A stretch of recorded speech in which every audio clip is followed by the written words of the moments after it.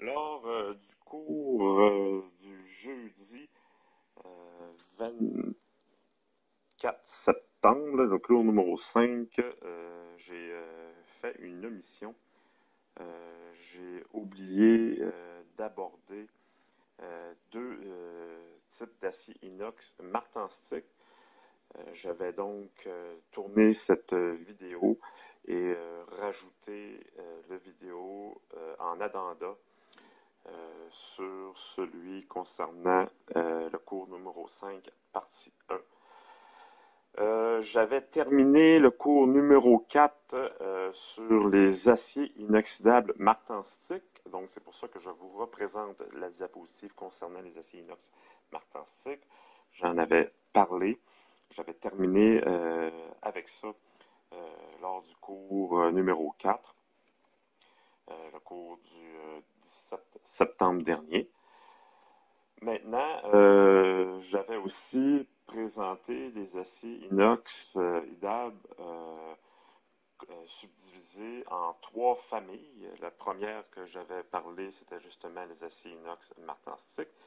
Et maintenant, ce que je vais faire, c'est que je vais vous parler des deux autres groupes d'aciers inoxydables, à commencer par l'acier inoxydable ferritique.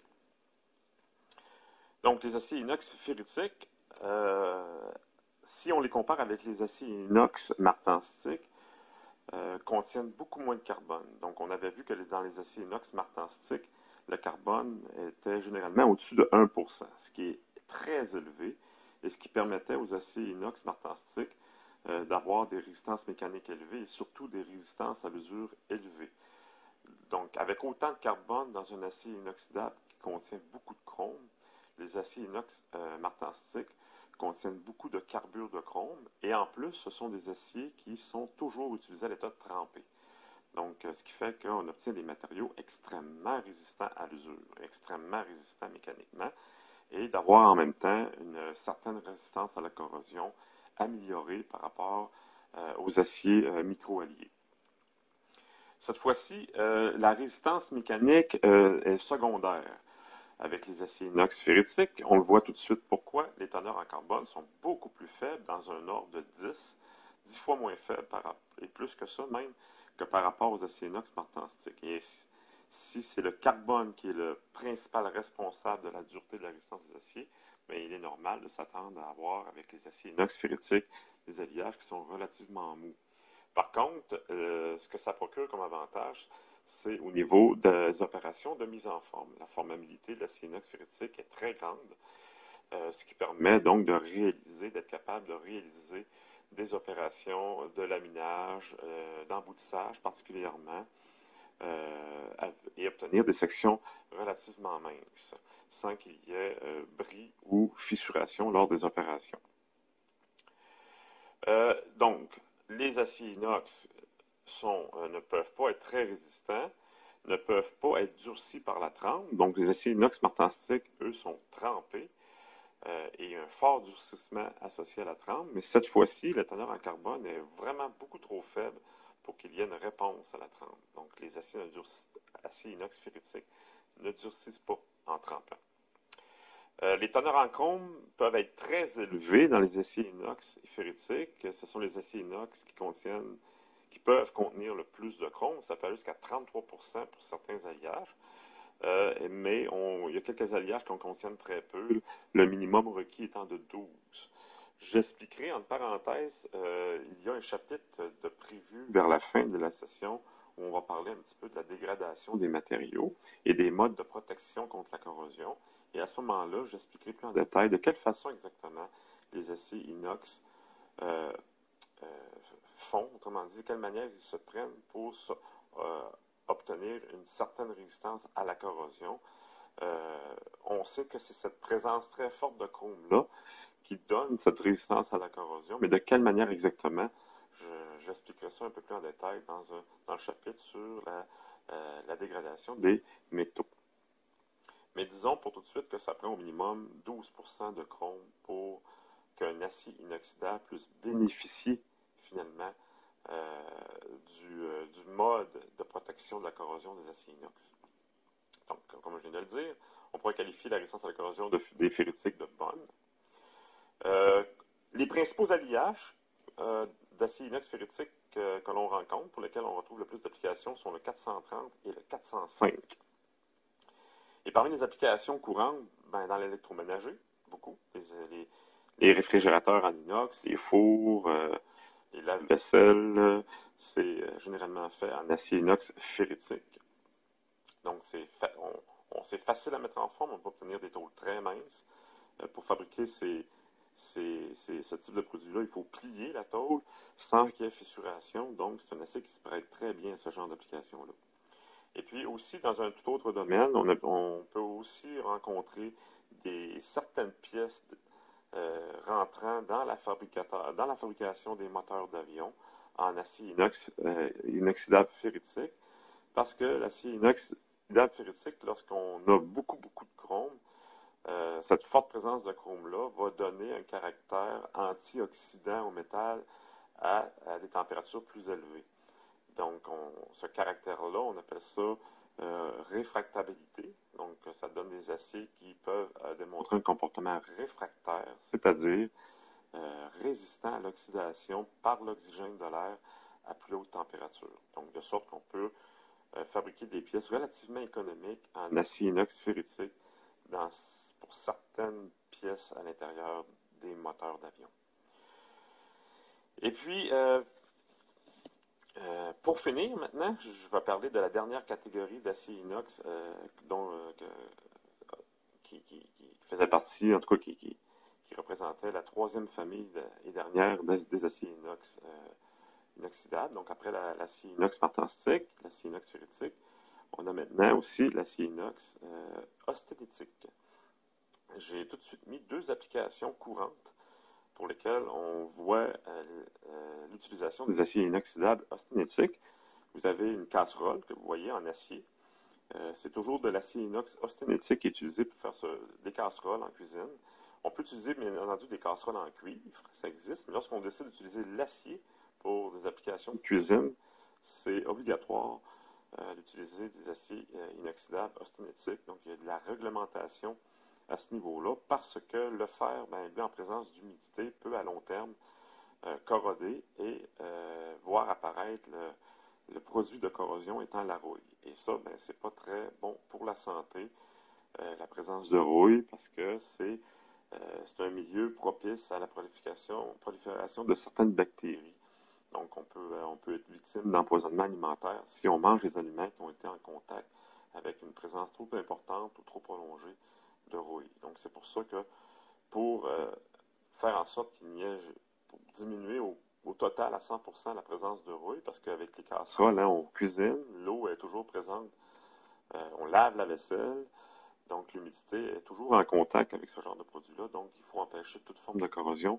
De là, la nécessité d'y aller avec un acier qui est très résistant à la corrosion, ce que nous procure justement l'acier inoxydable austénitique. Et puis, j'ai mis comme deuxième application courante des aciers inox austénitiques un pot catalytique pour voiture, qui est l'élément anti-pollution des voitures. Je vous en parle un peu plus en détail tout à l'heure.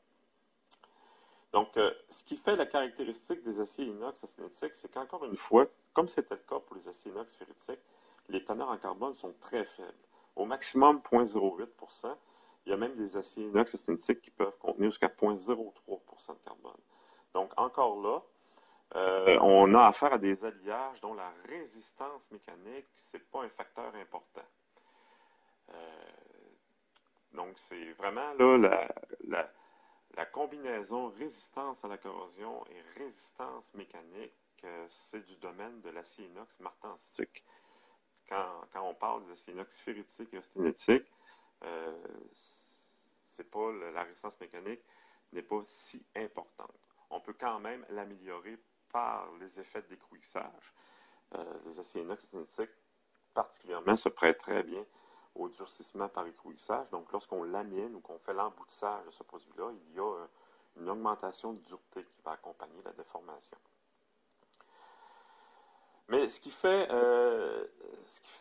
que les aciers inox austénitiques sont particuliers, c'est qu'au contraire des deux autres aciers inox, il y a la présence d'un autre élément d'alliage qui va accompagner le chrome, en l'occurrence le nickel. Donc, c'est le nickel qui définit l'acier inox austénitique. On en retrouve beaucoup. Ça peut aller jusqu'à 12%, mais au minimum, il y en a 7%.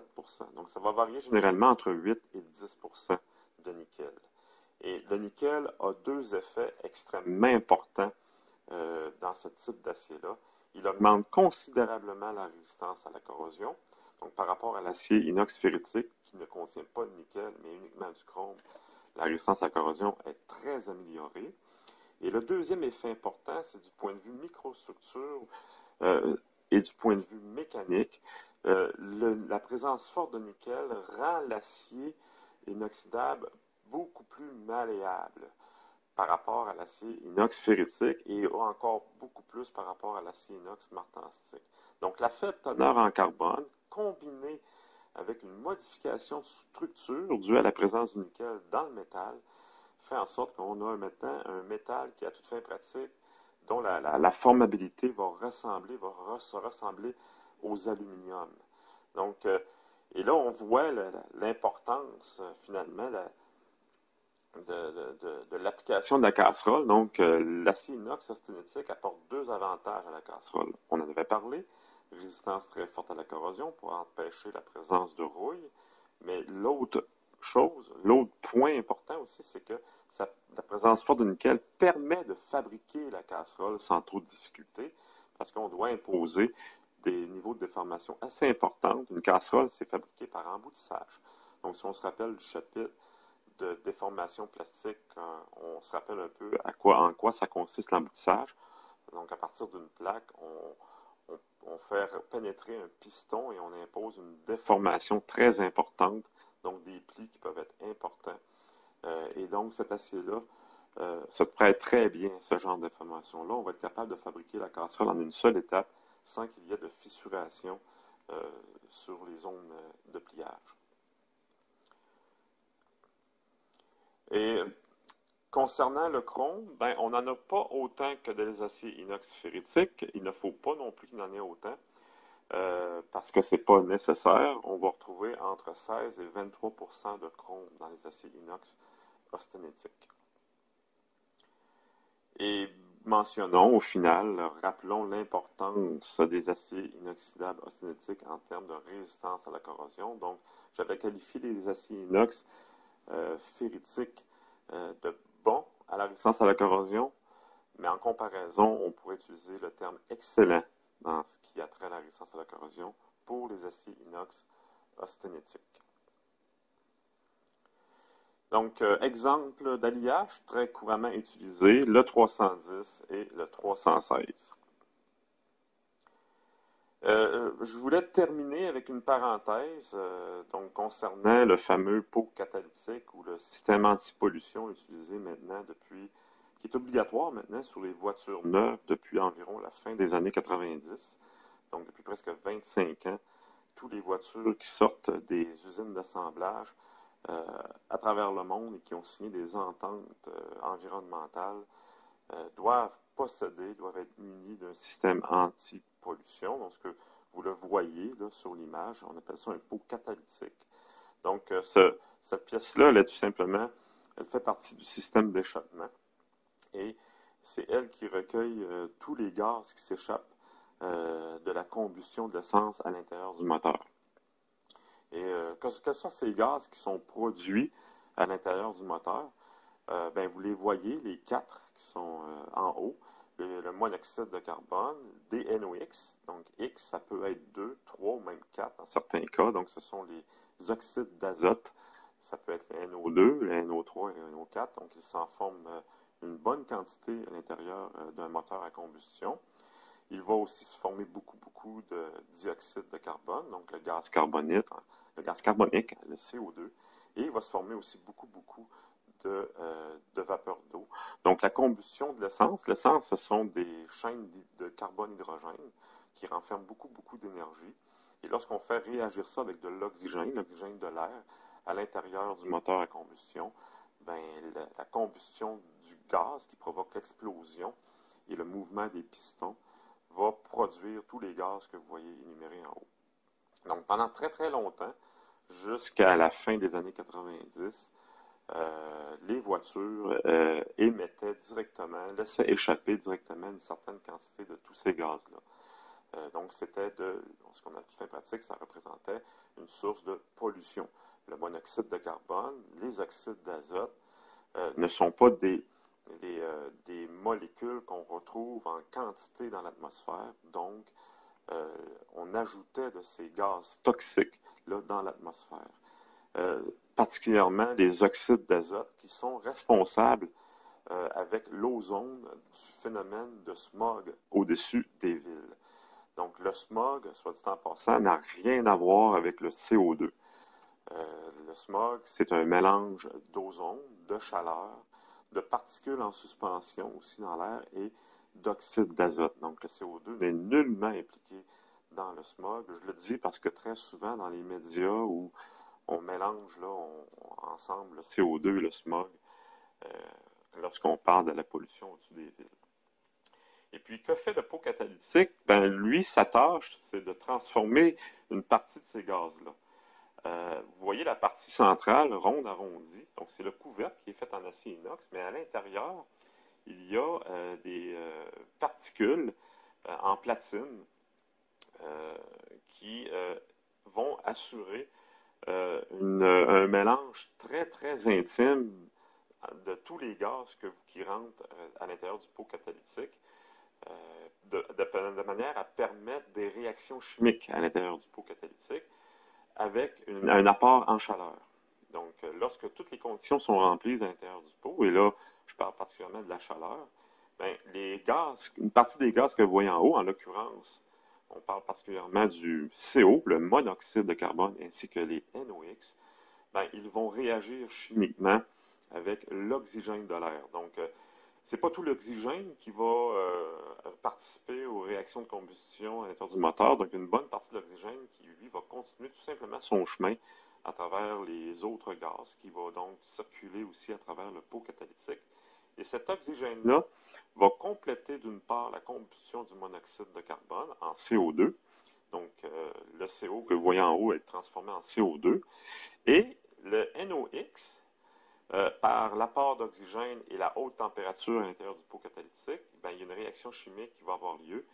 Le NOx va être décomposé en azote, que vous voyez en bas, et en oxygène. Euh, donc, les quatre gaz qui vont sortir du pot catalytique sont énumérés en bas, donc CO2, vapeur d'eau, la même vapeur d'eau qui rentre, parce que la vapeur d'eau, elle ne réagira pas, c'est exactement, elle est déjà complètement oxydée, stable, donc elle va rester à cet endroit-là. Et puis, vous allez avoir aussi, bien entendu, l'oxygène et l'azote. Donc, on s'aperçoit que ce qui sort maintenant d'un véhicule à essence, des quatre gaz, là j'oublie un gaz, l'argon.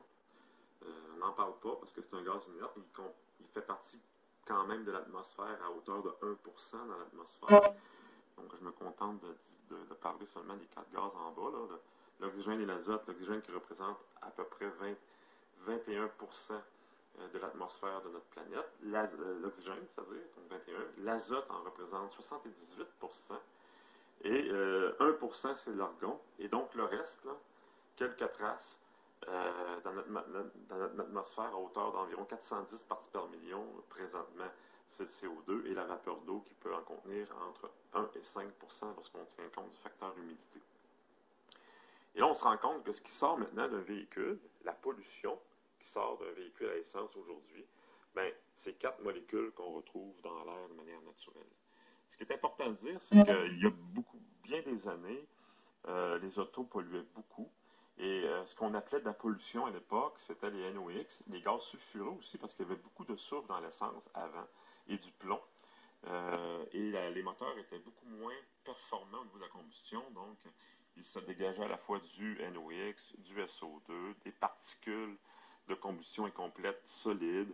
Donc c'était très polluant une voiture à essence dans les années 60-70. Et à partir des années 80, il y a eu de grands progrès, de grandes améliorations qui se sont intensifiées dans les années 90. Et aujourd'hui, en 2020, les véhicules qui sont fabriqués n'émettent pratiquement plus de particules en suspension. Il n'y a plus de SO2 parce qu'il n'y a plus de soufre dans l'essence. Donc, c'est ce qu'on appelle pollution, entre guillemets, maintenant. C'est 4 gaz naturellement présents dans l'atmosphère. Donc, il faut relativiser lorsqu'on fait référence au caractère polluant des véhicules à essence. C'est plus du tout la même pollution qu'il y a 30, 40, 50 ans.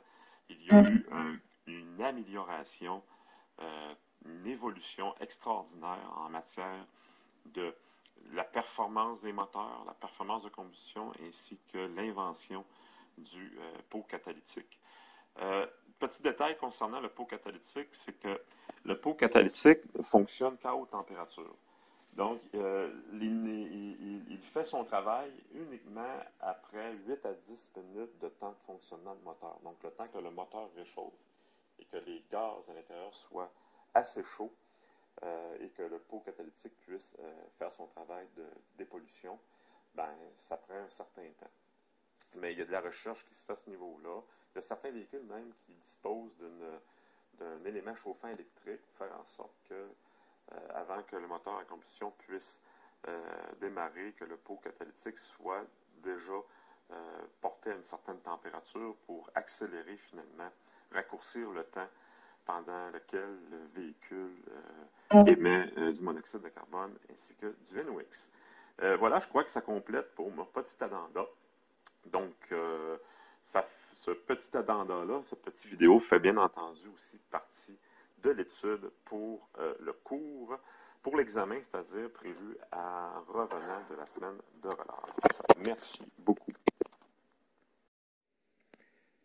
Lors du cours du jeudi 24 septembre, le cours numéro 5, j'ai fait une omission